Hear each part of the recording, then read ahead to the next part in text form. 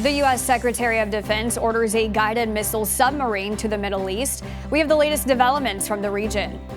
And Tom Cruise gives the Paris Olympics a Hollywood ending as we look toward Los Angeles and the 2028 Summer Games. The Morning Rundown starts now.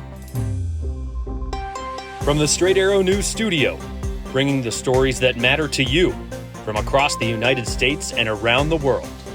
This is the Morning Rundown. Today is Monday, August 12th. Thank you for joining us. I'm Kara Rucker. There have been new developments over the weekend in the Israel-Hamas war. The U.S. is sending a nuclear submarine into the region. Israel is expanding its evacuation orders, and Hamas's new leader gives his terms for a ceasefire deal. We'll start with the U.S. ordering the deployment of a nuclear-powered submarine with cruise missiles, the USS Georgia, into the Middle East. The movement of U.S. missile submarines is rarely revealed publicly, typically operating in near-complete secrecy. But the move comes as Israel is anticipating a potentially large-scale attack by Iran in the next few days.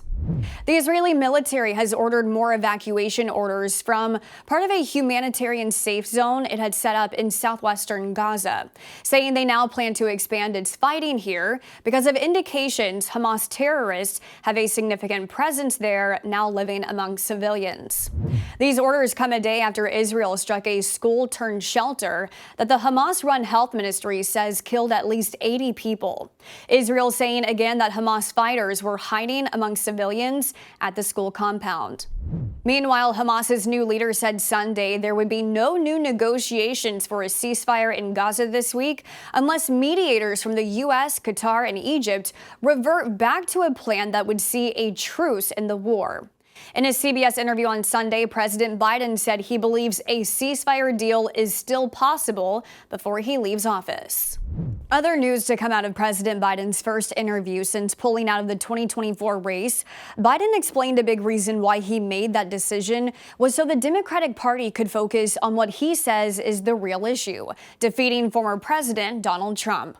In an interview with CBS Sunday Morning, the president laid out his thought process. Polls we had showed that it was a neck-and-neck race. Would have been down to the wire. But what happened was a number of my Democratic colleagues in the House and Senate thought that I was going to hurt them in the races. And I was concerned if I stayed in the race, that would be the topic. You'd be interviewing me about why did Nancy Pelosi say, why did someone, and I thought it'd be a real distraction. Although it's a great honor being president, I think I have an obligation to the country to do the most important thing to do, and that is we must defeat Trump. During that interview, President Biden said he'll campaign for Democratic candidate Vice President Kamala Harris in Pennsylvania, a key battleground state in the election. He did not, however, specify when that would be.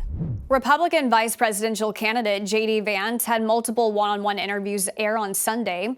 In separate interviews, he spoke with CNN's Dana Bash, CBS's Margaret Brennan, and ABC's Jonathan Karl about former President Donald Trump's plan should he be elected again in 2024. On CBS's Face the Nation, Vance defended recent comments by the former president, indicating he may be willing to roll back access to the abortion pill. Vance saying Trump wants abortion-related decisions to be left to the states. On CNN, Vance commented on Vice President Harris's running mate, Minnesota Governor Tim Walz, saying he's the one being weird after that term has been used by the Democratic Party to describe the Republican ticket. And Vance took the media spotlight as a moment to discuss Trump's plans for mass deportations.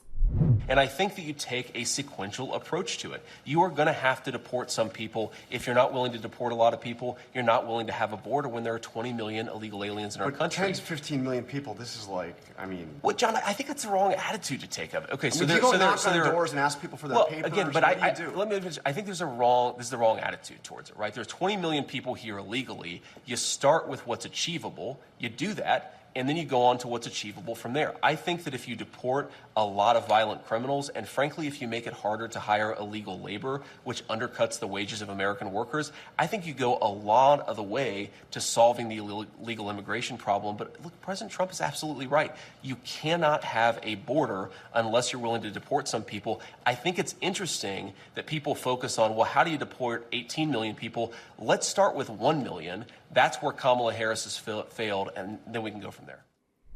Vance will be campaigning for the Republican ticket on Wednesday, making a stop in Michigan, a key swing state, while Trump is set to address the economy in North Carolina. There are new concerns this morning over foreign interference in the U.S. election after the Trump campaign said over the weekend that it was hacked by who they believe to be Iranian hackers.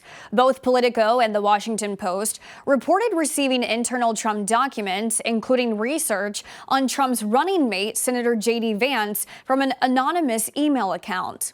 News of a campaign hack comes just as Microsoft said on Friday it discovered evidence that Iranian hackers targeted an email account of a campaign official back in June.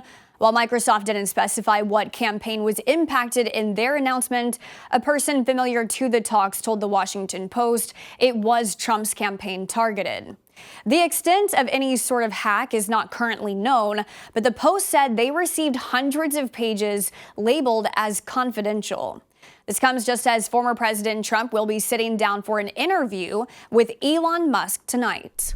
And now to some controversy to close out the Summer Olympics in Paris. USA Gymnastics challenging the ruling of Olympic officials that called for Team USA's Jordan Childs to return her bronze medal she won during the individual floor exercise final last week.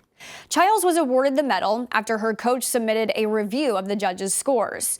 However, the decision this weekend by the Court of Arbitration for Sport said Childs' coach had asked for the review 4 seconds after a 1-minute deadline to submit such a request had expired, per competition rules, meaning Romania would have won the bronze. But on Sunday, USA Gymnastics fired back at that ruling, saying it has submitted time-stamped video evidence showing the request was made within that 1 minute. Olympic officials have yet to respond to the latest twist in this gymnastics saga.